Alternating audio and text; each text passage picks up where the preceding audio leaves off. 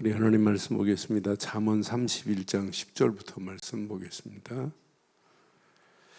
잠언 31장 10절로 보겠습니다. 10절로 31절 교독합니다.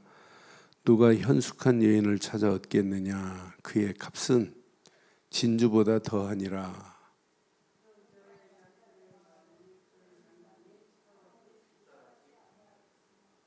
그런 자는 살아있는 동안에 그의 남편에게 선을 행하고 악을 행하지 아니하느니라.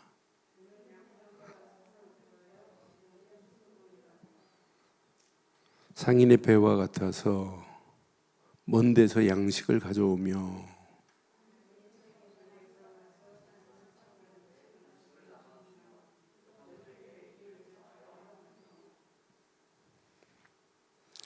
밭을 살펴보고 사며 자기의 손으로 번 것을 가지고 포도원을 일구며 자기의 장사가 잘 되는 줄을 깨닫고 밤에 등불을 끄지 아니하며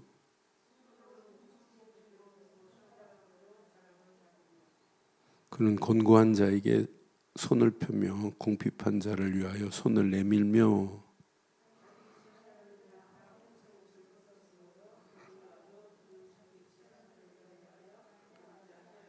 그는 자기를 위하여 아름다운 이불을 지으며 세마포와 자색 옷을 입으며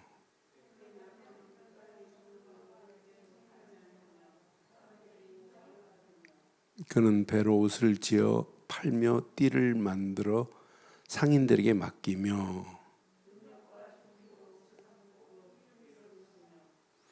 입을 열어 지혜를 베풀며 그의 혀로 인애의 법을 말하며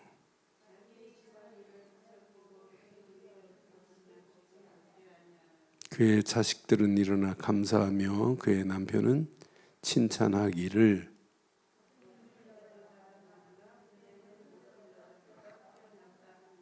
두 절 있습니다. 고운 것도 거짓되고 아름다운 것도 헛되나 오직 여호와를 경외하는 여자는 칭찬을 받을 것이라. 그의 손의 열매가 그에게 돌아갈 것이요 그 행한 일로 말미암아 성문에서 칭찬을 받으리라. 아멘. 지금도 유대인들은 철저하게 자녀 교육에 키가 유대인들 중에 여자에게 있어요. 남자는 전반적인 걸 얘기한다면 실제적인 부분은 어머니 교육이에요. 그래서 지금도 유대인들은 학교 갔다가 3시에 회당으로 가서 회당에서 라피로부터 받은 말씀을 가지고 집에 가면 어머니가 자녀를 식사 마치고 포럼을 해요. 그러면서 배운 말씀을 가지고 나눠요. 그런데 말씀이 틀리고 잘못됐다. 그리고 막 메시지 하는데 존다. 그러면 회초리 갖다 놓고 39대까지는 때려가면서 가르쳐요. 이게 철저히 어머니 교육입니다. 왜 맨 마지막에 지금 이걸 말하겠어요? 31장 잠언에 왜 현숙이라는 단어를 남자에게 안 붙이고 여자에게 붙였겠어요? 현숙이라는 말은 히브리 말로 하일이라는 말인데 이건 힘이 있다, 의의 가치를 아는 자다, 부덕하다, 용기 있다 이런 의미가 있어요. 현숙이라는 단어가. 그러니까 현숙한 여인 이건 어마어마합니다. 그래서 오늘 밤 이제 잠언을 마감하면서 이렇게 제목을 붙이려고 그래요. 이 단어만 알아서는 아무 의미가 없어요, 우리에게.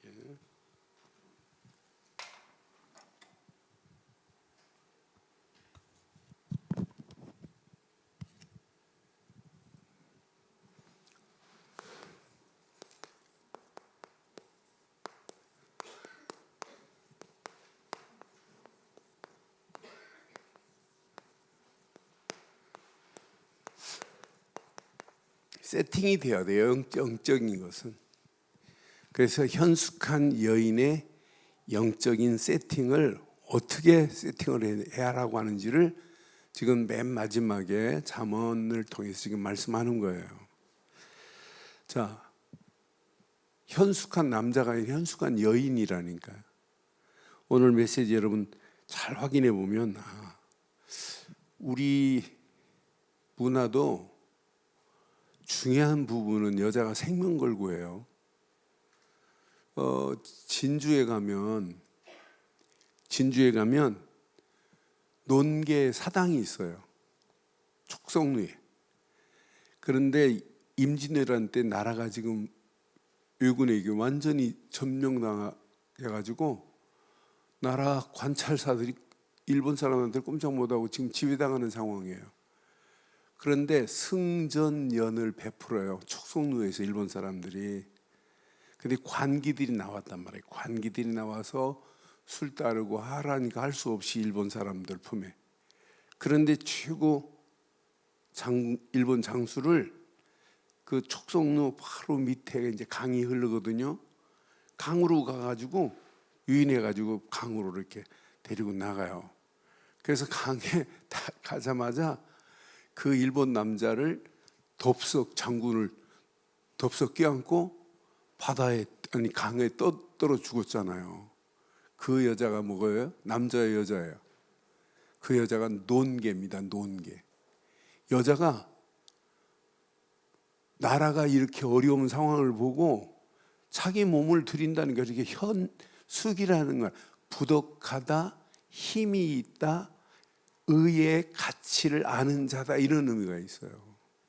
그냥 우리가 한문으로 풀면 현명하고 슬기롭고 맑을 숙자거든요. 깨끗한 여자, 이런 얘기가 아니에요. 그런데 히브리 말에도 하이르라는 단어가 부덕하다, 힘이 있다, 용기 있다, 의의 가치를 아는 자다라고 이렇게 써 있단 말이에요. 저와 여러분들이 오늘 현숙이라는 단어를 깊이 생각하면 어마어마합니다. 여러분, 고구려 25대 왕이 누구냐면 평원왕입니다. 평원왕이 공주들이 있는데 한 공주가, 평강공주가 계속 울잖아요. 그래, 너 울음 안 그치면 너 바보온달한테 너 시집 보낼 거다, 시집 보낼 이렇게 했는데, 이제 혼계가 됐는데 많은 대감집에서 혼처가 들어오는데, 어려서 들은 이 평강공주가 누구를 찾아가냐면 바보를, 진짜 온달을 찾아가요.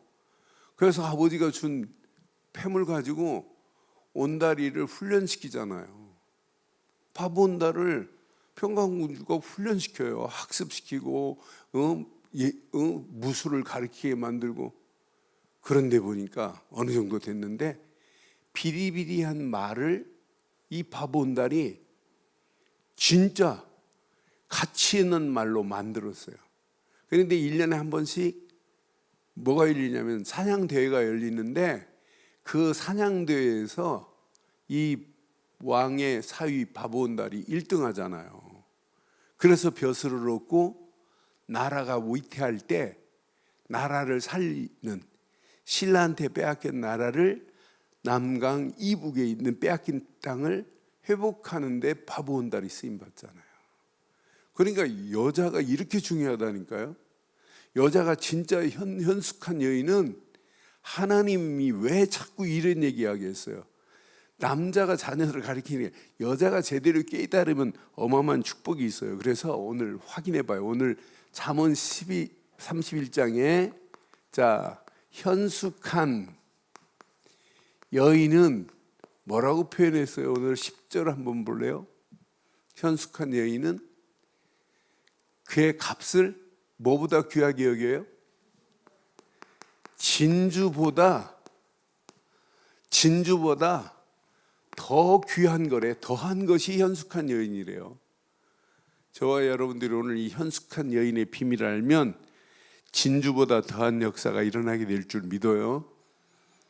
그러니까 어떤 집안은 여자 한 사람이 제대로 들어와서 그 가정을 살리는 역사가 일어나잖아요.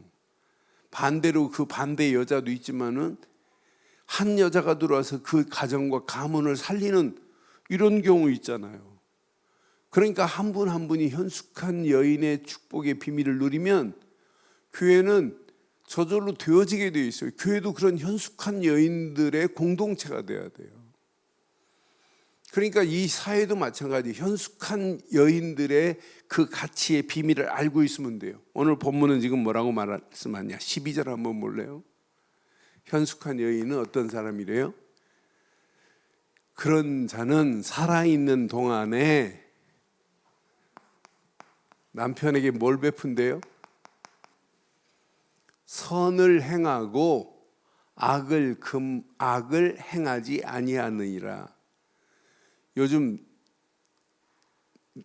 여자가 남자한테 맞는 여자도 있지만 여자한테 맞는 남자도 무수히 많아요. 요즘 여자가 더 세다니까요. 어제 전 SBS에서인가 TV 조선인가 거기에서 이 서초구 국회의원 나왔어요. 그런데 이 국회의원이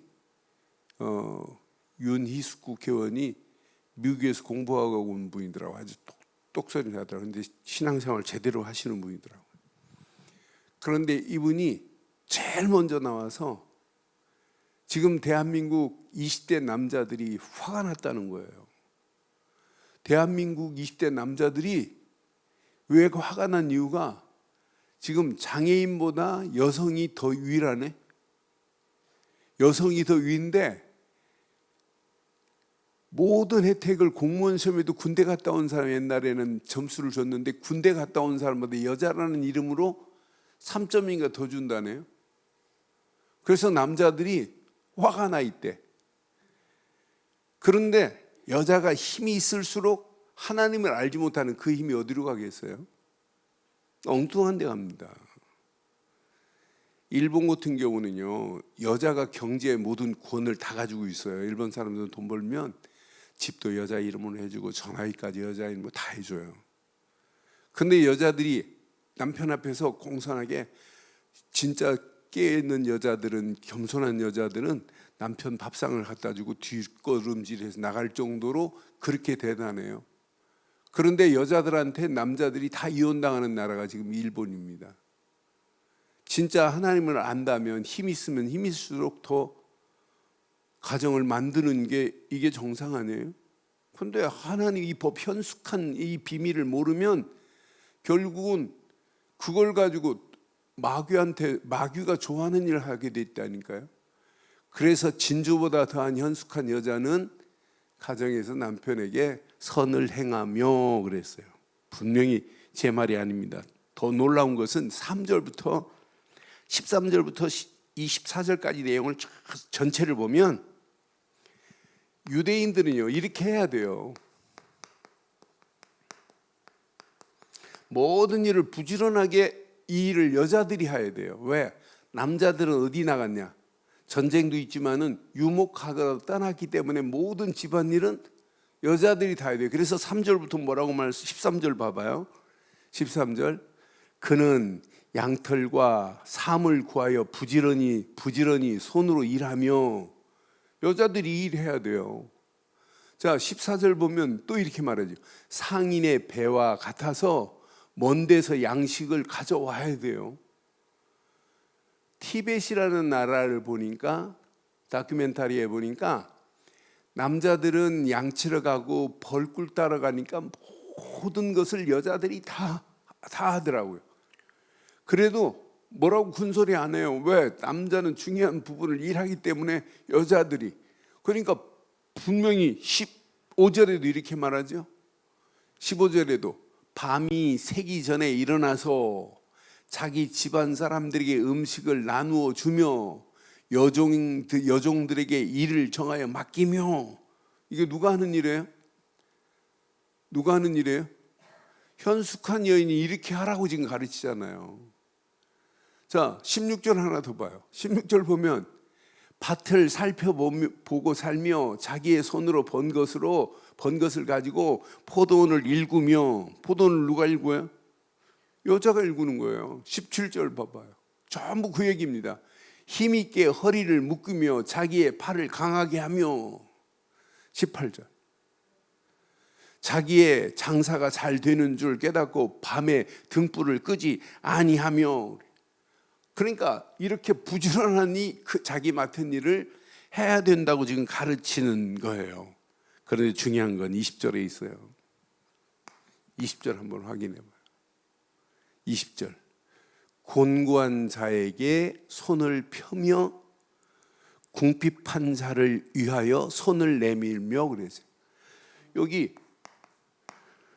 곤고한 자와 이렇게 궁핍한 자를 돕는 일을 현숙한 여인은 해야 된다고 하는 사실을 저는 이걸 원어로 찾아보니까 여기에 영적인 가치를 말해서 살리는 의미가 담겨 있어요. 저는 그래서 솔로몬은 이 잠언에 이따 말씀드리겠습니다마는 이웃에게 선을 행하여 전도가 여기 구구절절히 있는 것을 우리 지금까지 잠언 보면서 확인했잖아요.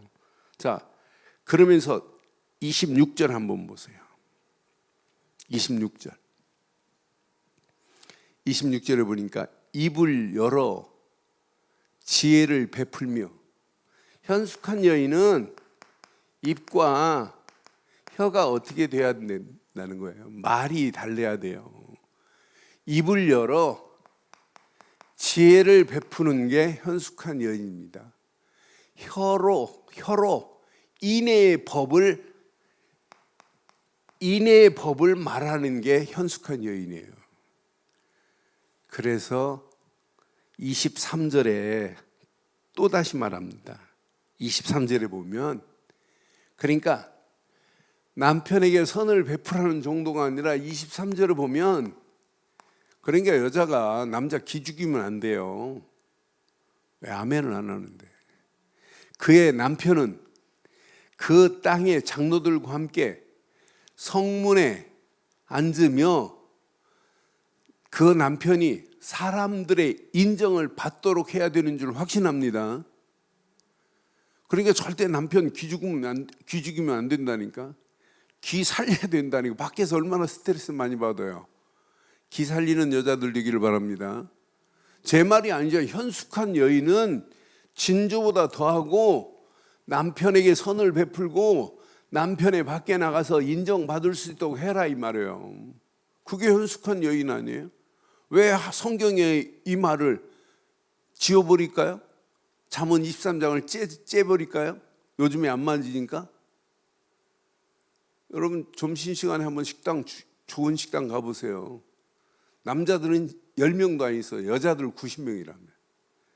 전부 여자들이 더 판친다니까. 여자들 지금 살판난 시대입니다. 그런데 하나님 모르니까 전부 가정이 가면 갈수록 깨질 수밖에 없는 상황으로 가고 있어요. 오늘 이 말씀 내 것으로 삼고 영적인 세팅이 돼야 돼요. 현숙한 여자들은 분명히 오늘 성경에 이렇게 지금 세팅되도록 말씀하고 있는 내용을 내 것으로 딱 붙잡으세요. 어떻게 세팅되길 원해요? 자, 30절 봐봐요. 이 안에 다 들어 있습니다. 고운 것도 거짓되고 아름다운 것도 헛되나. 시작. 오직 여호와를 경외하는 여자는, 그냥 여호와를 경외하는 것이 아니라 오직 여호와를 경외하는 데 있다니까요. 진짜 하나님을 제대로 안다면 분명히 이렇게 해야 돼요. 성경의 구약에는 여자들은 아예 개수도 안 했어요. 숫자에도 안 들어갔습니다. 그러니까 분명히 현숙한 여인은 여호와를 경외하는 이 일에 올인해야 된다. 저는 여호와를 경외하는 일에 모든 것이 다 있습니다. 하나님을 경외하지 않고 어떻게 우리가 이 땅을 살 수 있어요?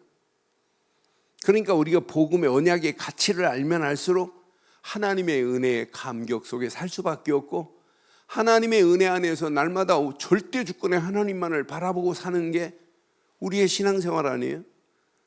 저는 복음을 알면 알수록, 누리면 누릴수록 하나님의 은혜에 감사하고 하나님께 영광 돌리고 하나님이 나를 이 땅에 보내신 분명한 이유를 찾고 살아가는 게 이게 정상이다.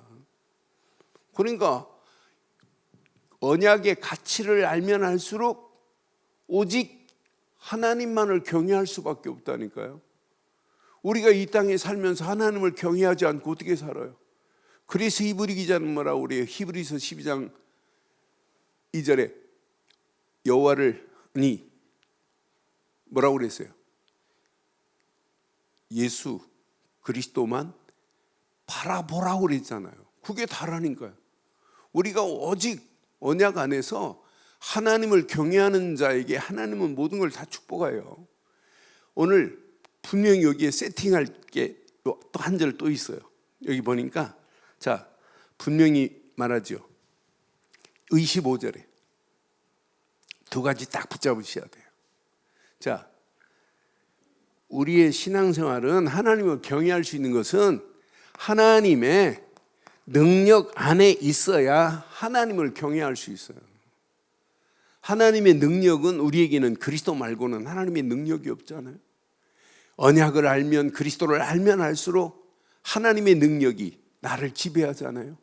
어리석은 자에는 십자가를 바라보고 미련한 것처럼 보이잖아요. 그래서 고린도전서 1장 18절에 어리석은 자의 그 말에 이르기를 어리석은 자는 십자가의 도를 보고 능력으로 안 믿는다니까. 십자가의 능력이 우리를 살리는 건데. 그런데 고린도전서 1장 24절에 뭐랬어요? 그리스도의 능력, 예수는 그리스도의 능력이요 하나님의 지혜라니까. 그러니까 하나님의 능력은 그리스도를 통해서만이 하나님의 능력이 체험되는 것. 언약 제대로 깨달으면, 그러니까 솔로몬이 1000번제를 드릴 수 있다. 아무나 드릴 수 있는 게 아니에요. 왜? 언약의 피만이 하나님의 능력이기 때문에. 언약의 피는 하나님의 능력 정도가 아니에요. 분명히 뭐라고 그랬어요? 능력과 존귀로 옷을 삼고 후의를 웃으며 그랬어요. 하나님의 능력이 체험되고 존귀로 옷을 입은 자는 미래 웃는 날이 계속될 줄 확신합니다. 그러니까 그리스도의 존귀함의 옷은, 존귀는 하나님께만 쓸 수 있는 거예요. 예수 그리스도만 존귀하신 분이에요. 우리 인간이 아무리 대단하다 할지라도 지존하신 분은 하나님이에요. 그래서 세상에서는 지존 뭐 전문가한테 그러는데, 사실은 지존이라는 단어는 하나님 외에는 쓸 수 없는 게 지존입니다. 존귀는 존귀와 영화는 똑같은 의미예요. 히브리 말로 보면. 근데 존귀하신 분은 오직 하나님이요 우리에게는 그리스도뿐인 줄 확신합니다. 그분 안에 있어야 우리에게 존귀한 옷을 입혀주는 거 아니에요?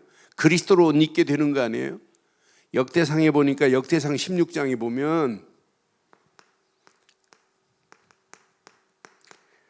16장 26절 27절 한번 봐봐요. 역대상 16장 26절. 만국의 모든 신은 헛것이나 여호와께서는 하늘을 지으셨도다. 하나님만이 하늘을 지으신 분 맞죠? 만국의 모든 신들은 다 헛것입니다. 분명히 존귀와 위엄이 그 앞에 있으며 따라오는 것, 그 존귀의 옷을 입으면 능력과 즐거움이 그의 처소가 되는 것, 이렇게 말씀하잖아요. 이 땅에 우리가 살아가면서 능력과 존귀의 옷을 입고 우리의 삶이 날마다 기쁨과 즐거움으로 웃는 날이 계속되기를 주의 이름으로 축원합니다. 그러니까 이런 일을 해도 부지런히 일하고 곤고한 자를 돕고 궁핍한 자를 도와주고 이렇게 할 수 있는 것은 내 힘으로 할 수 없다니까요. 능력과 존귀와 존귀의 옷을 입은 자는 이런 어려운 상황을 만나도 웃는 기쁨이 있게 될 줄 확신합니다.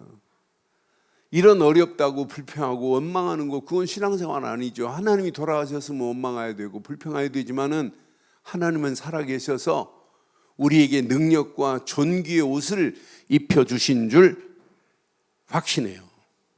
그래서 신앙생활은 이 옷을 입고 가는 겁니다. 로마서 2장 7절로 봐도 7절로 10절 한번 봐봐요. 참고 선을 행하여 영광과 존귀와 썩지 아니함을 구하는 자에게는 뭐가 있어요? 영생으로 하시고, 오직 당을 지어 진리를 따르지 아니하고 불의를 따르는 자에게는 기다리고 있어요.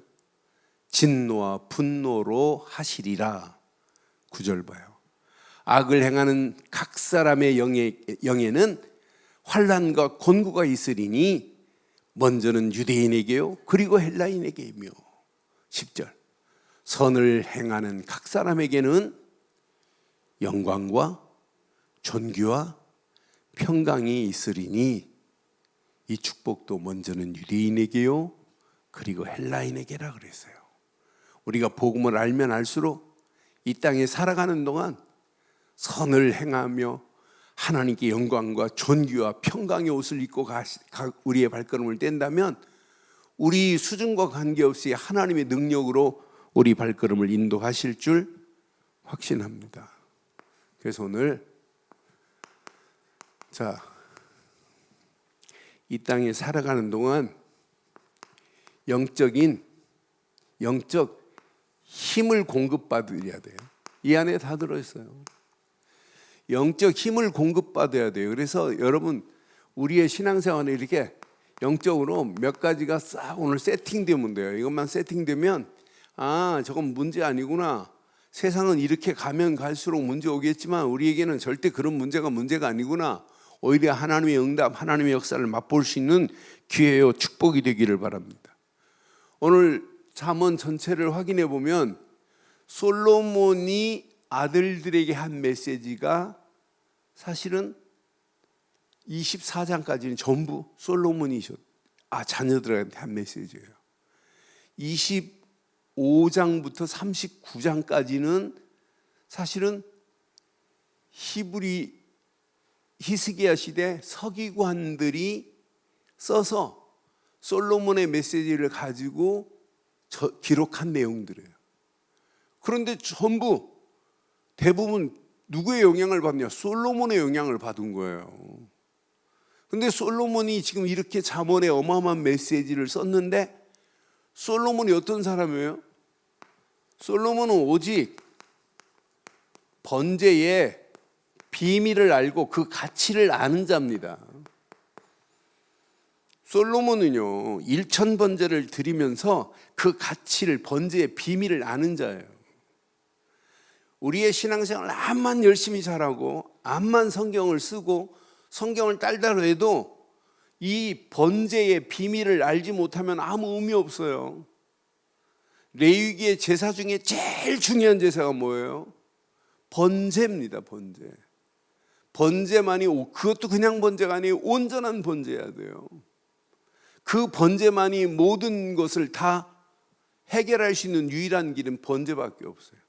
번제 드린 다음에 화목제, 속건제, 속죄제, 소제, 화제로 드리는 이런 것들이 있지만은 제일 중요한 게 번제예요. 그래서 제사 중에 5대 제사 중에 제일 먼저 제사가 번제입니다. 솔로몬은 번제의 가치를 알고 1000번제를 드렸다. 이 말은 솔로몬은 창세기 3장 15절 여인의 후손이 와야 된다, 여자의 후손이 와야 된다, 이 비밀을 안 거예요. 동정녀 마리아의 몸에서 오실 그분만이 우리의 구세주구나. 이 가치를 알지 못하면 성경 전체가 이해가 안 돼요. 그러니까 신앙생활 창세기 3장 15절의 가치를 모르고 예배를 드리고 앉아있다, 그건 예배 아닙니다.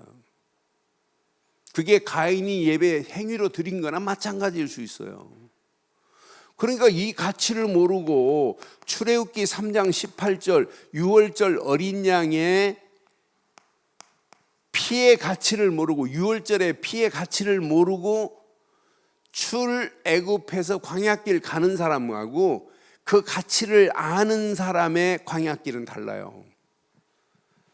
광야길 유월절 어린 양의 피의 가치를 모르니까 400년 동안 지긋지긋한 곳에서 출애하게 하셨는데, 바로 손에서 빠져나오게 했는데, 애굽 땅에서 벗어났는데, 이것만큼 최고의 축복이 어디 있어요?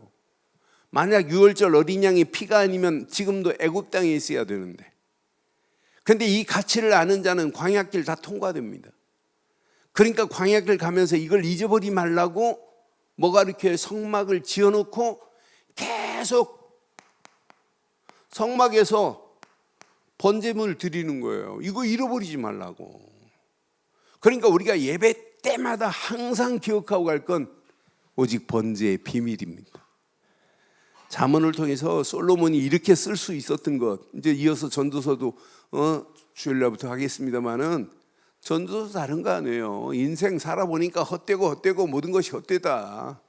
지금도 헛된 길로 가고 있는 영혼들을 바른 길로, 헛된 길에서 바른 길로 인도하는 게 이게 우리의 삶이 아니에요. 그 가치를 지금 모르는데 이것만 모른다니까. 이걸 모르고 신앙생활하고 있고 이걸 모르고 예배드리고 있다는 게 정말 어리석은 거 아니에요? 이것만 안 가르쳐요. 오늘 제가 이 독일에 계신 여자분이 찬양을 하는데 너무 찬양이 은혜스러워요. 근데 가사 내용 보니까 전부 주님이에요. 그래서 제가 댓글을 하나 달았어요. 참 찬양이 너무 감미롭고 좋다.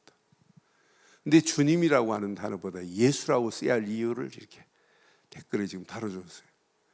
근데 많은 사람들이 그 가치를 몰라요. 여러분, 주님 하면 영어로 the Lord입니다. 로드는 부처 믿는 사람들이 영어로 지 부처를 부를 때 the Lord 단어를 써요. 마귀는 알아요. 예수 그리스도 이름 부를 때 벌벌 떨지 주님 하는 건 마귀 안 떨어요. 그래서 우리는 사실적인 메시지 가지고 번제의 비밀을 알고 그 가치를 알면 확실하게 그 이름만을 부르고 사용하기를 주의 이름으로 축원해요. 왜? 이 안에 모든 축복이 다 들어있는데요. 이거 잃어버리니까 광야길 통과해놓고 가나안 땅 가서 또 얻어맞잖아요. 그래서 사사시대 오는 거 아니에요? 성전 실컷 넣어놓고 또 바벨론의 포로로 가잖아요. 왜? 이 가치를 말 안 하니까. 포로에서 돌아올 때도 다른 건 말 안 해요. 이사야서 7장 14절 보라 처녀가 잉태하여 아들을 낳을 것인데 그의 이름을 임마누엘이라 하리라. 이 가치를 모르고 어떻게 하나님을 경외할 수 있어요? 이 가치를 모르는데 어떻게 영적 힘을 공급받아요? 그래서 오직 번제의 비밀을 바로 알고 그 가치를 누리는 저와 여러분들 되시기를 바라요. 이것으로 영적인 세팅이 돼버려야 돼요. 이게 답이라니까요. 마태복음 16장 16절 주는 그리스도시요 하는 순간에 막 흥분돼 버려야 돼요. 그리스도가 아니면 하나님 만나는 길이 없는데, 그리스도를 통하지 않고는 죄와 저주에서 해방을 받을 수 없는데, 그리스도가 아니면 사단의 권세를 꺾을 길이 없다니까요. 이 언약의 가치가 모든 것 답니다. 그런데 이것이 내 생각 속엔 늘 의식하고 살아야 돼요. 그리스도가. 그래야 세팅이 됩니다. 그래야 생각 속에 언약이 루틴이 되는 거예요. 루틴에는 판에 박힘 이런 뜻이 있잖아요. 팍 박혀버리는 거예요. 생각에 루틴이 바뀌어지는 거예요. 오래된 잘못된 루틴은 빠져나가고 언약을 깊이 생각하면 생각할수록 그래서 의식하고 살자 이 말이에요. 왜? 생각이 지금 육신적인 생각을 하고 있으면 계속 그쪽으로 갑니다. 육신적인 생각하고 앉아있는데 예배 시간에도 끝나고 하면 TV 뭐하지? 이런 생각하는 순간부터 메시지가 안 들어가잖아요. 그러니까 늘 생각 속에. 그래서 성경은 생각과 마음을 어디에 둬야 되겠어요? 히브리서 3장 1절에 우리의 사도시고 대제사장인 예수를 왜 깊이 생각하라고 있겠어요? 생각이 바뀌어지면 돼요. 우리의 마음이 왜 그리스도의 마음을 품으라고 이렇게 강조하겠어요? 마음속에다 늘 그리스도를 의식하고 그리스도를 품고 사는 거예요. 어느 시간표가 되면 내 영혼에 완전 각인되는 날이 올 때까지 우리는 계속하는 거예요. 마지막으로 이 땅에 살아가는 동안 생을 마감할 때도 하나만 딱 붙잡아야 돼요. 의식 무의식 중에도 잠재의식 속에서도 예수는 그리스도라고 당연하게 고백하고 끝까지 붙잡을 것은 번제의 비밀 그리스도뿐인 줄 확신합니다. 이것이 나의 영적 세팅이 되어야 돼요. 이런 자가 움직이는 발걸음마다 오직 저는 예배 가치관이 이게 정립돼야 되는구나. 그러니까 솔로몬은 자기가 1000번제를 드리는 비밀도 알았지만 솔로몬은 뭐 했어요? 성전 건축을 했어요. 아버지 다윗이 준비해 놓은 것도 있지만 솔로몬이 하나님의 성전을 완공시킨 사람이 솔로몬이에요. 그 가치를 보세요. 이 성전은 구약에 기다리는 애굽에서 빠져나온 유월절 어린 양의 피를 늘 기억하라고 성막에서 늘 피 제사를 드려야 돼요. 근데 피 제사만 드리면 안 돼요. 자, 제사장들 통해서 준 메시지를 내 것으로 붙잡아 버려야 돼요. 시대 주는 선지자들 통해 주는 메시지를 사실로 붙잡아 버려야 돼요. 회막은 말씀 받는 순간이 회막이라니까요. 근데 이걸 가지고 실컷 번제물 하나 드렸으니까 끝 하면 안 되고 이 번제를 드리고 메시지화 돼 버려야 돼요. 주신 메시지를. 이것을 어디로 가지고 가야 되냐면 나의 삶의 터전 장막으로 현장으로 가지고 가야 된다니까요. 그러니까 이 성막만 예배가 아니고 집에 가서도 장막도 예배가 돼야 돼요. 이걸 보고 삶이 예배가 된다고 하는 거예요. 그러니까 구약의 솔로몬 어마어마한 성전을 쳐놓고는 예배 드린 것으로, 양 드린 것으로, 살찐 것으로, 드린 것으로 끝난다. 그러니까 하나님도 나중에는 뭐라고 말해요? 내가 기름진 양을 가지고 온 것, 살찐 양을 가지고 기름을 가지고 온 것, 나 그거 기뻐하지 않는다. 그러니까 그거 드리는 형식적인 예배지 실제 예배가 아니잖아요. 하나님을 경외하지 않는데, 하나님의 얼굴을 등 돌리고 있는데, 하나님께 대하지 않는 그들을 향하여 책망한 메시지 보세요. 뭐가 안 됐냐? 회막, 성막, 회막, 장막이 안 되니까.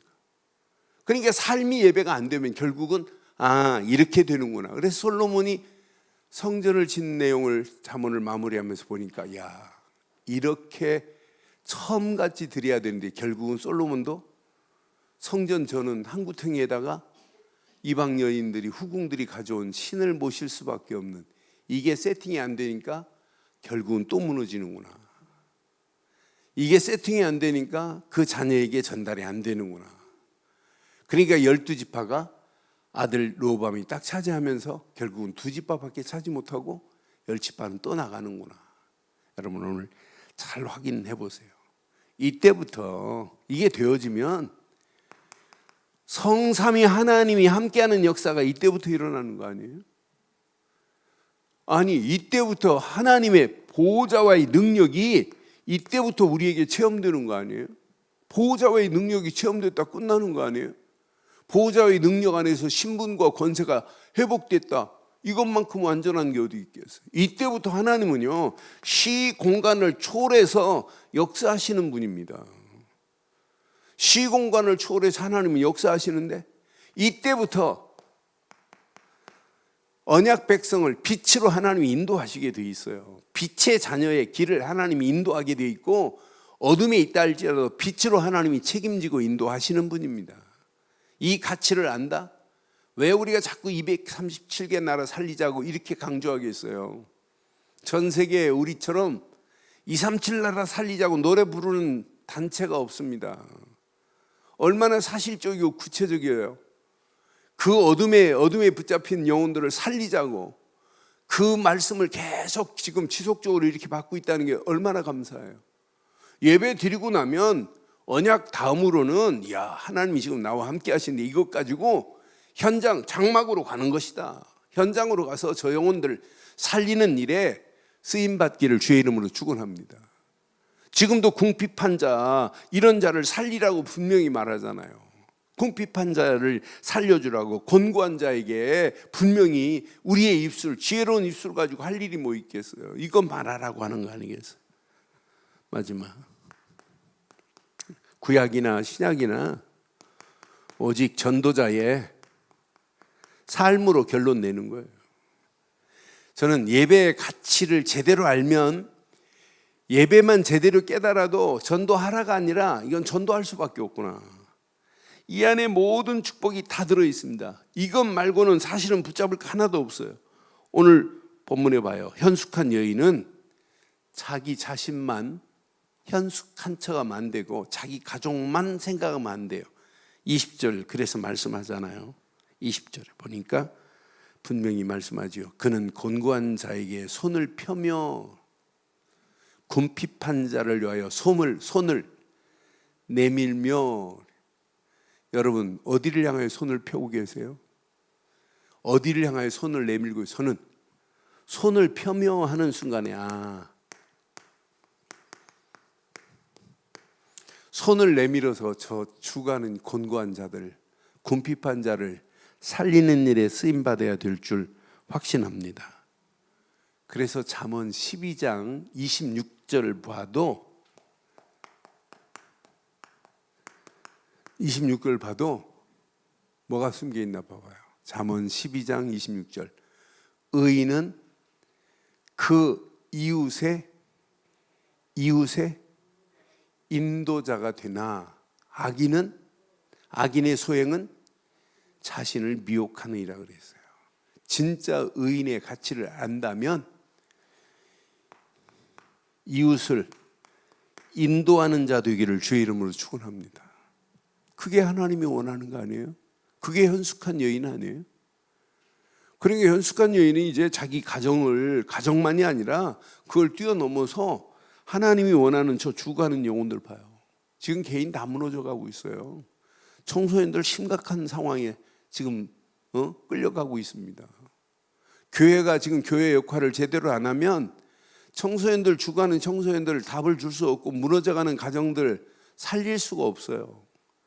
그래서 우리가 이렇게 그냥 말하지 않고 오직 전도 이런 단어를 쓰는 거예요. 왜? 이 안에 다 있어요. 오직 선교 이 단어를 쓰는 거예요. 이왕 중직자로 그냥 무리 되지 말고 오직 제자 되자. 전도하는 제자, 전도 제자, 예수 제자. 우리 직분 앞에 장로라고 하는 직분 앞에 전도자가 붙어야 되고 권사라는 직분 앞에 안수입사라는 직분 앞에 전도자가 붙어야 돼요. 목사라는 직분 앞에 전도자가 붙어야 되는 거 아니에요? 이것 말고 솔직히 할 게 뭐 있어요? 하나님은 지금도 하나님이 가장 원하는 게 뭔데? 그리스도의 비밀을 모르는 저 영혼들에게 이 비밀 말해서 살려주라고 하나님이 우리를 부르신 줄 확신합니다. 우리의 영안 열려서 보여야 돼요. 237이 보여야 됩니다. 5천 종족이 저 미종족 복음 들어가지 않는 저 미종족들을 어떻게 하면 살릴까? 조금만 의식하고 가슴에 품고 기도한다면 하나님이 어떤 축복, 어떤 문을 열어주시겠습니까? 이 안에 다 있어요. 오늘 결론 내리겠습니다. 결론.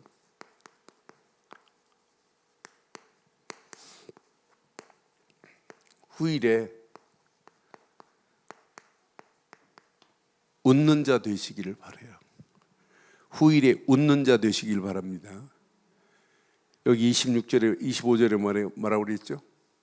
25절에 능력과 존귀로 옷을 삼고 후일에 웃으며. 여러분 시간이 가면 갈수록 날마다 후일에 웃을 수 있는 유일한 길은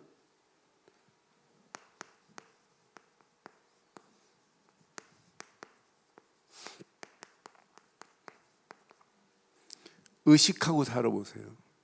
언제까지?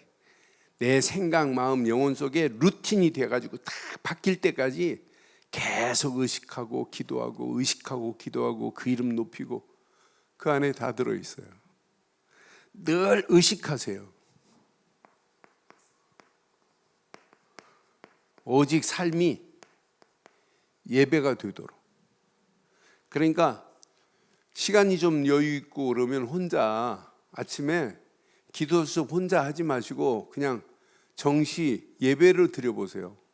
찬송 부르고 주일 메시지 한번 확인하고 그러고 기도 수업하고. 그러면 이게 체질이 되고 시간이 가면 갈수록 어떻게 바뀌어지는지 삶이 예배화돼 버리는 거예요. 그러면은 삶 속에서도 또 생각이 바뀌고 마음이 바뀌고 하나님이 주신 메시지를 가지고 비전을 품고 그것이 나의 미션을 딱 붙잡고 하나님의 영광을 향하여 갈 수밖에 없도록 하나님이 축복하시고 인도하실 줄 확신합니다. 그러면은 후일에 웃을 수 있는 많은 영혼들을 살리고 해방시키고 소망 주는 이런 전도자의 일에 모든 것을 100% 여기다 전념했다. 어떤 역사가 일어나겠어요? 이 가치를 알면 교회가 왜 중요한지 의미를 알 겁니다. 예배가 왜 중요한지. 교회가 복음 말 안 하면 교회가 제일 먼저 무너집니다. 그런데 앞으로 시간이 가면 갈수록 정확한 번제의 비밀을 선포하는 교회, 무너질 수가 없게 돼 있고, 솔로몬처럼 성전을 건축해 가면서 예배의 가치를 알았다. 이 안에 다 들어있어요. 그래 결론 메시지를 잘 기억해 보세요. 오직 그리스도만 하고 진짜 삶이 예배가 되면 교회가 너무너무 중요하구나. 복음 지속적으로 복음 말해서 많은 영혼들을 살리고 해방시키고 소망 주는 교회가 필요하구나. 이 언약의 비밀을 우리 후대에게 남겨주려고 하니까 교회가 시스템화돼 버려야 되잖아요. 그래서 우리 렘넌트들을 치유 서밋으로 자꾸 몰아가는 게 뭐예요? 치유받고 쟤들이 서밋의 자리에 서서 또 다른 많은 사람들에게 영적인 영향력을 끼치라고 지금 이렇게 가르치는 거 아니겠어요? 그래서 오늘 이 언약 내 것으로 딱 붙잡고 현숙한 여인의 축복이 저와 여러분의 축복되기를 주의 이름으로 축원합니다.